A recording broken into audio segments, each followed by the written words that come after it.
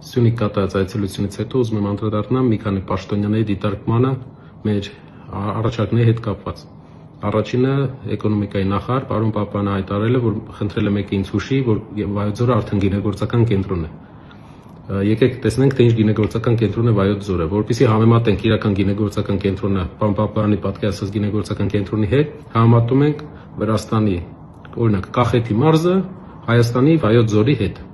Վայոց ձորում հայտնաբերվել է ամենահին գինուտակառները, ընդհանրապես տրադիցիան ամենահիներից է գինեգործության աշխարհում։ Ուրեմն Կախեթի մարզը ամեն տարի արտանում է մոտավորապես $200 միլիոն գինի։ Դա իրական գինեգործական կենտրոնն է։ Վայոց ձորի մարզը, պարոն Պապյանի ասած գինեգործական կենտրոնը արտանում է $2-ից $2.5 միլիոն գինի։ Եվ ընդհանրապես Հայաստանը Կախեթի մարզից 15 անգամ ավելի քիչ գինի է արտահանում։ Իրական, որպեսզի մենք հասկանայինք, թե ինչու է պարոն Պապյանը այսպիսի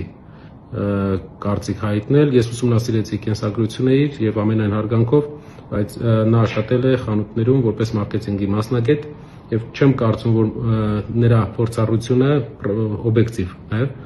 չէր կարող այնպիսի փորձառություն լինել, ինչքան հայկական ամենամեծ ընկերության,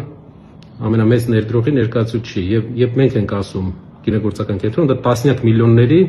արտահանում է, տասնյակ միլիոնների արտադրություն է եւ նաեւ հազարավոր տուրիստներ են, որոնք գալիս են գինու թեմայով տուրիստական այցելությունների։ Դա օբյեկտիվ է, ես հասկանում եմ, որ մարդը չունենալով այդ փորձը չէր կարող ունենալ հնարավորություն պատկերացնել մասշտաբները իրական։ Անցանք երկրորդ հարցին, պարոն սոցիալ-նախարարը հայտարարել է, որ մենք չենք փակում դպրոցները, եւ ես հայտարարել եմ եւ ցույց էի տվել այն դպրոցները, որ փակում են։ Մենք չենք փակում դպրոցները, այլ մենք միավորում ենք դրանց։ Ուրեմն Սյունիքի մարզում միայն 45 մոտավոր դպրոց է փակվում։ Իսկ միավորվելու փակվելու տարբերությունը կարող եմ շատ պարզ ասել, երբ մի համայնքում կա երկու դպրոց եւ երկու տեղ քիչ աշակերտներ, միավորում են, մի դպրոց է մնում, բայց երբ 5 տարբեր համայնքի դպրոցները փակում ես եւ սարի ճանապարհով մարդկանց 10 կիլոմետր տանում ես ուրիշ դպրոց երեխային ձմեռը, ինձ թվում է դա միավորել չի, դա ուղղակի փակել է եւ նաեւ գյուղի աշխատող պետական պետությունից ֆինանսավորում ստացող ուսուցիչներին դու կրճատում ես, այսինքն գյուղի վերջի պետական աշխատողները կրճատվում են եւ այլ գումար չի մտնում գյուղ։ Կարելի ասել գյուղի տնտեսական էջը փակվում է։ Իսկ այդ պատճառով այն պնդումը, թե միավորում են եւ ոչ թե փակում, իրավացի չէ, փակվում է։ Եթե միավորվի, պետք է մի համայնքում միավորվի։ Իսկ դուք տարբեր համայնք եք տեղափոխում մարդկանց։ Նաեւ Սյունիքի մարզպետը հանդես եկավ հայտարարությամբ, որով ասեց, որ Սյունիք երբևէ չեղած մարդիկ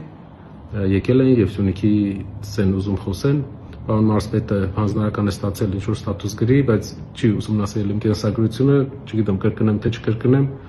մայրական կողմս Գորիսից է, արմատներով տեղ գյուղից, այնտեղ գյուղից, որից հարյուրավոր հեկտարներ հայկական լեգիտիմ տարածք ձեր ղեկավարի բանակցության արդյունքում հանձնվել է Ադրբեջանին առանց որևէ լուրջ հակազդեցության, չեմ ասում ռազմական, դիվանագիտական հակազդեցության։ Եվ այդ իսկ պատճառով տեղ գյուղի ամբողջ գյուղատնտեսությունը, որպեսզի հասկանաք, անասնագլխականակը 2 անգամ նվազել է ձեր կառավարման արդյունքում։ Ու ինչքան գիտեմ, հենց ձեր պաշտոնավարման ընթացքում դուք այն մարզպետն եք, ում ժամանակ 45 դպրոց է փակվել ձեր մարզում գյուղերի դպրոց, փակվում, դրվել ծրագրի տակ։ Ինչ վերաբերում է Սյունիքի տեղի իմանալուն, ինձ թվում է ձեր նշանակվելուց առաջ ես փոքր տարիքում ավելի լավ գիտեի Սյունիքի տեղը, քան դուք մինչև ձեր նշանակվելը։